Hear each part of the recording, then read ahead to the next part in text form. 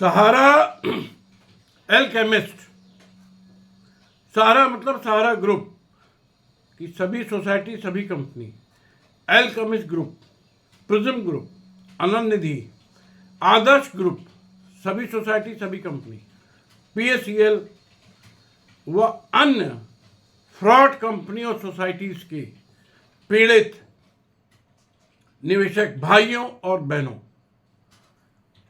मैं अजय टंडन, अधिवक्ता सर्वोच्च न्यायालय, राष्ट्रीय अध्यक्ष ईमानदार भारतीय पार्टी। साथियों, सबसे पहले मैं सहारा के निवेशकों को एक छोटी सी खुशखबरी देना चाहता हूं कि कल जो बीत गया है, यानी 20/3/2024 को डकैत ओपी श्रीवास्तव और डकैतिन स्वप्ना राय द्वारा दिल्ली उच्च न्यायालय में प्राथमिकी संख्या 0712 दिनांक 22/11/2022 देशबंधु गुप्ता रोड थाने, जिसको नियाज अहमद ने लिखवाई थी, और चूंकि उस स्वार्थी आदमी का अपना पैसा मिलने का इंतजाम हो गया, तो वो इस प्रयास में है कि ओपी श्रीवास्तव और स्वप्ना राय से और कुछ पैसे लेकर के और वो एफआईआर खारिज करा दे, जबकि ऐसा संवैधानिक रूप से, कानूनी रूप से संभव नहीं है।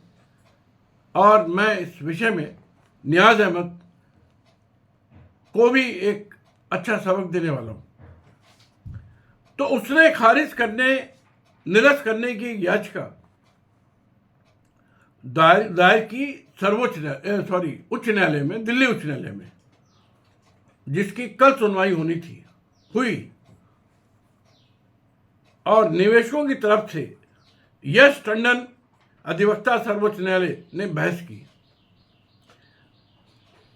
अब बहस में एक बात ये निकल के आई कि जैसा उसने 30,000 कोर्ट में नाटक किया था कि एक निवेशक है, यश टंडन एडवोकेट ने कोर्ट को बताया, बहस की, कि एक नहीं है, हजारों निवेशक है, लाखों निवेशक हैं और लाखों करोड़ों का मामला है। कोर्ट से काफी देर समझाने पर यह बात समझ में आ गई कोर्ट की, और उच्च न्यायालय ने यश टंडन एडवोकेट की बात मानते हुए एफआईआर संख्या 712 को निरस्त करने से इनकार कर दिया। और सभी निवेशकों से ये कहा गया है कि आप अपना सब क्लेम, जो भी आप कहना चाहते हैं, वो उच्च न्यायालय में दायर करिए। साथियों, एक अच्छा मौका है, मैं सभी को राय दूंगा, निवेदन करूंगा कि अधिक से अधिक संख्या में आप अपने कागजात भेजें। और जैसे मैं 30,000 में लगा रहा हूं, दिल्ली उच्च न्यायालय में लगाऊं, पर्पस एक ही है, और वो है आपका भुगतान में आज तक के अधिकतम ब्याज के। अगली तारीख 24/5 है। कल मैं गलती से 4/5 बोल गया था कुछ लोगों को। 24/5 को अगली सुनवाई होगी। तब तक मैं चाहता हूं हिंदुस्तान भर के निवेशक उच्च न्यायालय में अपने कागजात दाखिल करते हैं।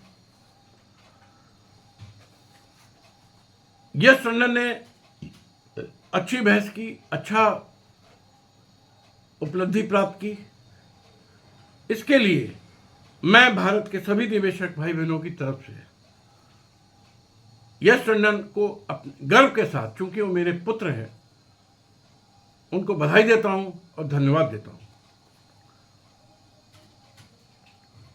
आप सभी को पुनः मेरी सलाह है कि अधिक से अधिक संख्या में, जरूरी नहीं है कागजात आप हम ही को भेजें, आप जैसे भी लगवाना चाहें हाई कोर्ट में लगवा दें।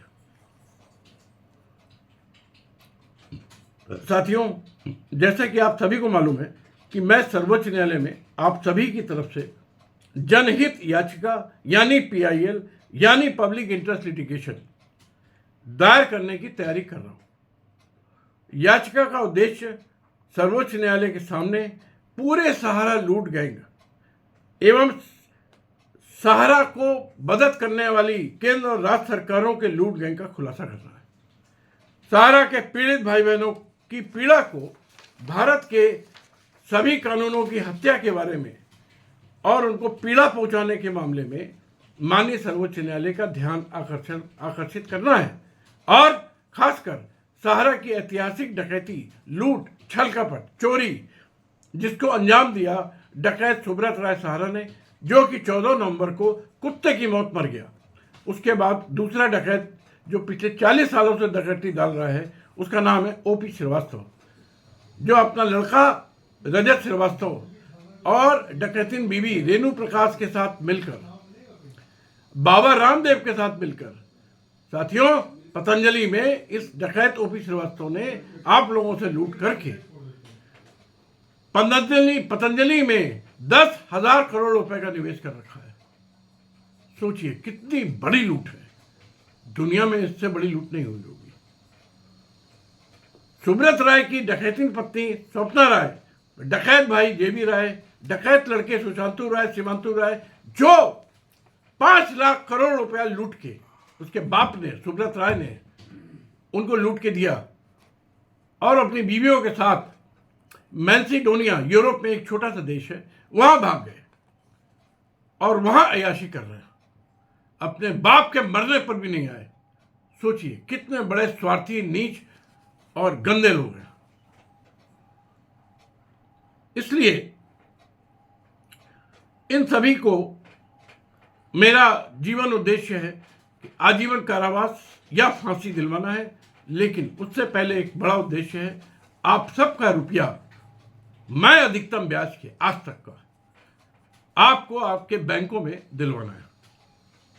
यही मेरा जीवन उद्देश्य है।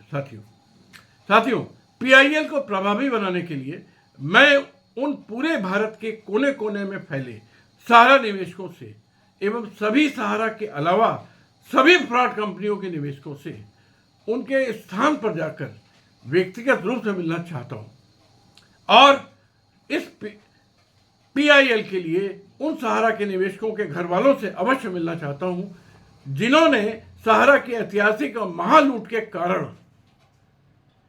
देशव्यापी लूट के कारण, ये अपराध देश के विरुद्ध अपराध है सहारा का, और सहारा को सहयोग करने वाली राज्य और केंद्र सरकारों के मंत्री का ये देशद्रोह है। तो उन हमारे साथियों ने, भाई बहनों ने जो आत्महत्या की इस ऐतिहासिक लूट और महालूट के कारण, उसके लिए वो मजबूर हो गए और उनके सामने कोई विकल्प नहीं बचा साथियों। और समय पर धनाभाव के चलते इलाज न करा पाने के कारण असामयिक मृत्यु को प्राप्त हुए। ऐसे सभी मृतक भाई बहनों को मेरी ओर से पुनः भावभीनी श्रद्धांजलि में अर्पित करता हूं। मैं हृदय से उनके प्रति परमात्मा से प्रार्थना करता हूं कि वो जहां भी हों उनको अपने चरणों में स्थान दो और उनके पारिवारिक जनों के घर जाकर मैं मिलकर उनका सबका हाल जानना चाहता हूं और उनका निवेशित राशि मैं ब्याज के प्राथमिकता पर दिलाना चाहता हूं, बगैर कोई खर्चा लिए और बगैर कोई फीस लिए। न अभी न कभी एक पैसा ऐसे भाई बहनों से नहीं लूंगा। ऐसे मृतक आश्रितों को भारत सरकार से ठोस मदद करवाना चाहता हूं। इस सिलसिले में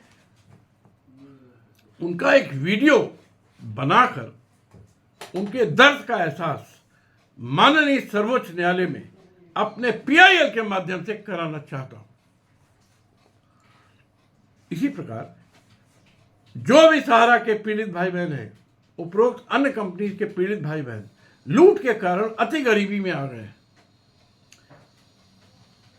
माननीय प्रधानमंत्री मोदी जी कहते हैं कि भारत में 25 करोड़ लोग अति गरीब या गरीबी की सीमा से बाहर आ रहे हैं।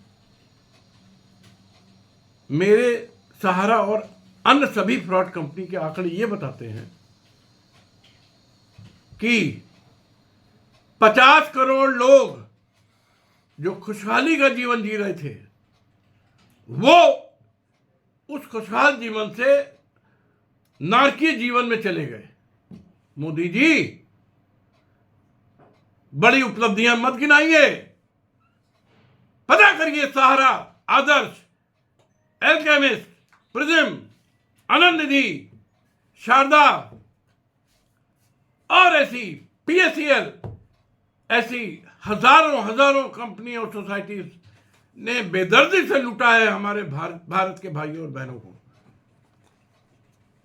यह लूट 50 करोड़ से कम से नहीं हुई है। इसलिए और उनको बिल्कुल आर्थिक रूप से बदहाल कर दिया है इन हरामजादों ने।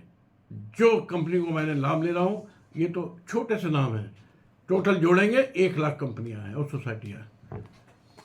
इसलिए ज्यादा अपनी बड़ाई करना बंद कर दीजिए। 50 करोड़ अगर मैं कह रहा हूं तो मैं आपको उसका पूरा आंकड़ा दे सकता हूं। आप 25 करोड़ का आंकड़ा नहीं दे पाएंगे। हवा में बातें करना बहुत आसान है मोदी जी, लेकिन निवेशकों के लिए मैं कहूंगा, सहारा के खासकर निवेशकों के लिए, आदर्श के, आनंद निधि के, प्रिज्म के, पीएसएल, जिनको मैं देख रहा हूं, आज 6 साल से लगातार मैं लड़ाई लड़ रहा हूं। आदरणीय मोदी जी को मेरा मानना है कि कम से कम 10,000 चिट्ठियां भेजी है, कम से कम सबूत के साथ, और निवेदन किया है कि जो बर्ड्स एक्ट लाए हैं उसको असरदार तरीके से लागू करा दें, इनका भुगतान हो जाएगा। आईपीसी को लागू करा दें, इनका भुगतान हो जाएगा। भाइयों और बहनों, एक चिट्ठी का जवाब आदरणीय प्रधानमंत्री ने नहीं दिया। क्या ये 50 करोड़ लोग भारत नहीं है? किस बात के लिए आप कहते हो कि मेरा परिवार है? खाक परिवार है। परिवार को मरने के लिए मजबूर कर दिया है, छोड़ दिया उसको। मैंने 10 बार अपॉइंटमेंट मांगा, नहीं मिला। योगी जी से मांगा, नहीं मिला। 10,000 चिट्ठियां योगी जी को भेजी हैं, सभी राज्य के मुख्यमंत्रियों को भेजी हैं, अमित शाह जी को भेजी हैं, निर्मला सीतारमण को भेजी हैं। एक का जवाब नहीं देते, कोई कार्रवाई भी नहीं करते, कुछ नहीं करते, बातें बड़ी बड़ी करते हैं। इसलिए कि भारत की जनता के पास दूसरे और ज्यादा लुटेरे हैं। तुम लुटेरे हो तो वो डकैत हैं, इसलिए तुम, वो कहती है, जनता कहती है यही लुटेरे ठीक है, कुछ तो करते हैं। बाकी आप ईमानदार नहीं है। इस बात को मैं सहारा के मामले में ठोक के कह सकता हूं। कभी भी बहस कर लीजिए, ओपन नेशनल टीवी में बहस कर लीजिए। कोई मुख्यमंत्री आपका ईमानदार नहीं है। आपका वित्त में ये सहकार मंत्री तो कतई ईमानदार नहीं है। 5,000 करोड़ रुपए सुप्रीम कोर्ट ने दिए कि जाके बांट दो, खा पी के निपटा दिया। कहां दिया? कहां गया पैसा? वो एक एक निवेशक 1,000 रुपए के लिए मर रहा है। मैं खर्चा मांगता हूं 1,500 रुपया तो नहीं है उसके पास, मैं छोड़ देता हूं। मेरे मन में बहुत दर्द है। मेरे मन में 143 करोड़ का जीवन अच्छा करने के लिए एक ईमानदारी की भावना है। ठाकुर जी हमको शक्ति दे। मुझे कोई पद नहीं चाहिए। आप तो इतना बड़ा पद लेके बैठे हो, अपने ऊपर आपका 100 करोड़ रुपए महीना खर्चा हो रहा है। हमें कोई पद नहीं चाहिए, कोई सरकारी मदद नहीं चाहिए। अपने दम पर 5 साल से लड़ रहा हूं, लड़ता रहूंगा, दिलवाऊंगा। हिंदुस्तान ने एक साधारण व्यक्ति को सबसे बड़ा माना है, उसके बाद कोई आता है, चाहे वो प्रधानमंत्री हो, चाहे वो सर्वोच्च न्यायालय का चीफ जस्टिस हो। लेकिन आपकी सरकार ने एक साधारण व्यक्ति को के स्थिति सड़क के कुत्ते से भी बदतर कर दी है। इसलिए कुछ भी बड़े बड़े दावे करना बंद कर दीजिए। रह गई बात, आप कहते हो अब 11 नंबर से 5 नंबर में आ गए, 5 से 3 में आ गए आर्थिक क्षेत्र में। अरे मोदी जी, किसको सिखा रहे हो? ये ज्यादा हद से हद 143 करोड़ में 5 करोड़ का खेल है जो जिंदगी को एंजॉय कर रहे हैं। वही 11 से 5 में लाए हैं, वही 5 से 3 में ले जाएंगे। 90 करोड़ लोगों को खाना दे रही है सरकार आपकी, उनके पास खाने को नहीं है, आप ही ने कहा है। उसको हटा दीजिए। 15 करोड़ किसानों को 500 रुपया महीना दे रहे हो, उसको हटा दीजिए। ऐसे ही हटाते जाइए। ये आपकी आर्थिक प्रगति के हिस्सेदार नहीं हैं आदरणीय मोदी जी, इनको ऊपर उठाइए। मैं उस दिन आपको मानूंगा देशभक्त हो जिस दिन इन 80 करोड़ को भोजन न देना पड़े, अन्न न देना पड़े फ्री का।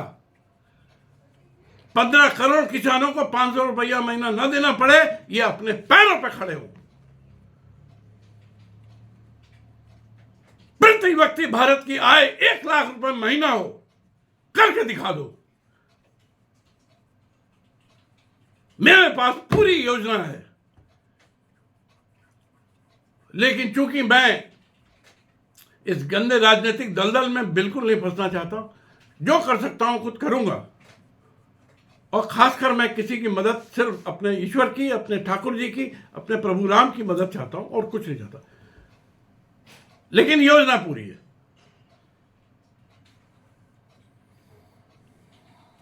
इसलिए मैं भारत भ्रमण से निकल रहा हूं।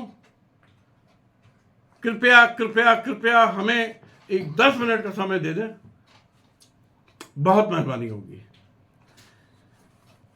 तो इसी प्रकार जो भी सहारा के पीड़ित भाई बहन हैं, उपरोक्त अन्य सभी पीड़ित भाई बहन लूट के कारण अति गरीबी में आ गए हैं, उनके घर पर खाने को नहीं है, पूरे देश के ऐसे सभी भाई बहनों से मैं मिलना चाहता हूं, उनका भी वीडियो बनाकर अपनी PIL का हिस्सा बनाना चाहता हूं और सर्वोच्च न्यायालय की आंख खोलना चाहता हूं, भारत सरकार की आंख खोलना चाहता हूं। और ऐसे भाई बहनों से भी मैं एक भी रुपया ना खर्चे के मद में, ना फीस के मद में, ना अभी ना कभी कभी नहीं लूंगा। यह मेरा वादा है। गलती से अगर किसी से मांग लिया हो और वो इस कैटेगरी में आता हो तो मुझे बता दे, मैं वापस कर दूंगा, अगर ऐसा है तो। लेकिन देखा मैंने ये है कि जैसे मैं बोलता हूं गरीबों से नहीं लूंगा, तो फोन आता है कि साहब हमारा 50 लाख रुपए मैच्योरिटी अमाउंट है, हमने 25 लाख लगाया था, अभी 50 लाख हो गया। और अगला सेंटेंस होता है कि हम बहुत गरीब हैं। आप बताइए भाइयों बहनों, जिसने 25 लाख लगाया हो, 50 लाख आज मैच्योरिटी अमाउंट है, वो गरीब है। तो ऐसे बने हुए फर्जी गरीबों से मैं निवेदन करूंगा कि उनका हक ना छीने जो वाकई में गरीब है। ठीक है। और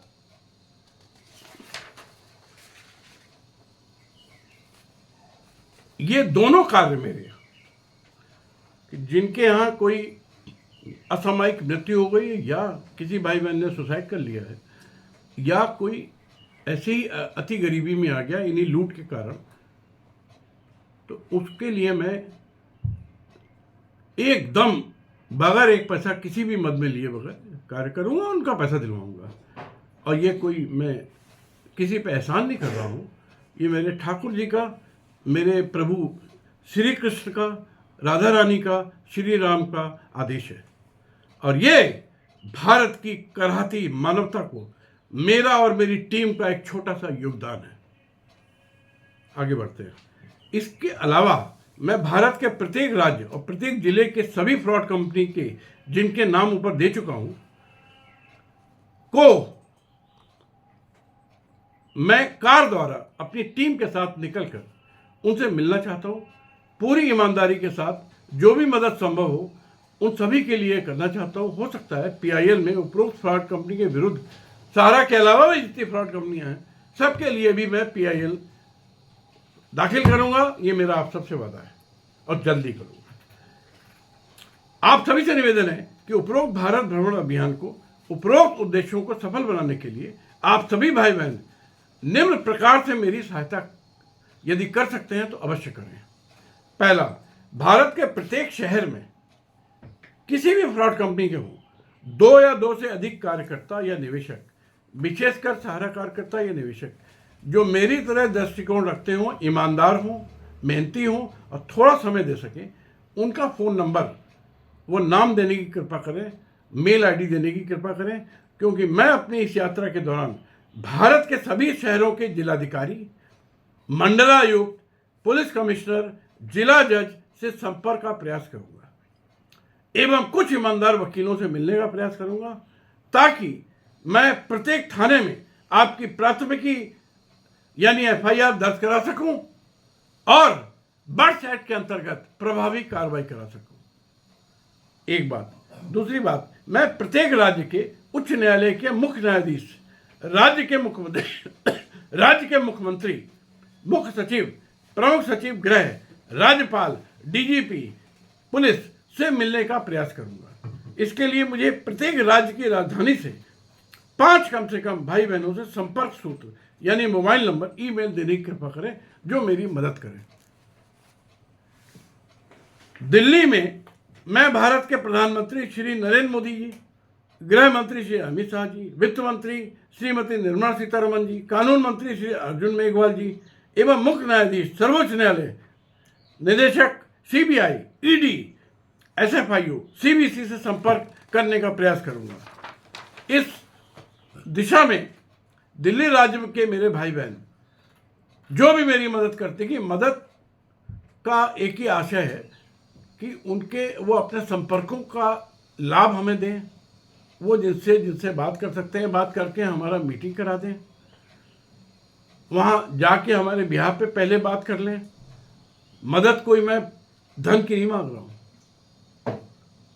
कोई भी मेरा भाई बहन ये दिमाग से निकाल दे कि मेरे मन में एक तिनका भी लालच नहीं है। लालच बिल्कुल नहीं है, कतई नहीं है। मेरा पहला उद्देश्य